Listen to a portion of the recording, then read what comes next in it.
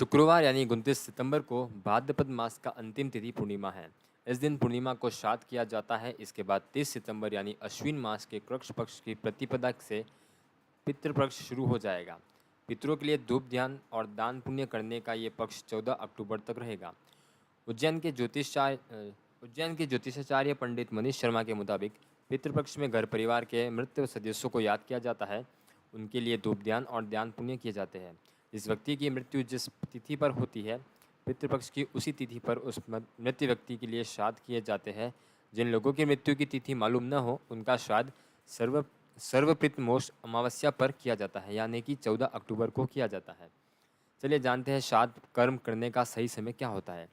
पितृपक्ष में दोपहर के समय धूप ध्यान करना चाहिए। वहीं सुबह और शाम को देवी देवताओं के लिए पूजा पाठ की जाती है। दोपहर का समय पितरों के लिए धूप ध्यान करने का रहता है। दोपहर में करीब 12 बजे पितरों को याद करते हुए श्राद्ध कर्म करें। दोपहर में गाय के गोबर से बने कंडे जलाएं और उनके अंगारों पर पितरों का ध्यान करते हुए गुड़ भी डालें। हथेली में जल भरें और अंगूठी और से पितरों को अर्पित करें। इस तरह सामान्य विधि से भी पितरों के लिए धूप ध्यान किया जा सकता है।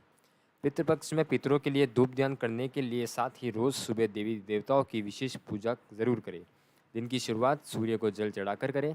शिवलिंग पर जल चढ़ाएं, बाल गोपाल को माखन मिश्री का भोग लगाएं, तुलसी को जल चढ़ाएं और तो और शाम को तुलसी के पास दीपक जलाएं। पितृपक्ष में गरुड़ पुराण श्रीमद् भगवत कथा का पाठ करना चाहिए या सुनना चाहिए। माना जाता है कि इन ग्रंथों का पाठ करने से पितरों को शांति मिलती है।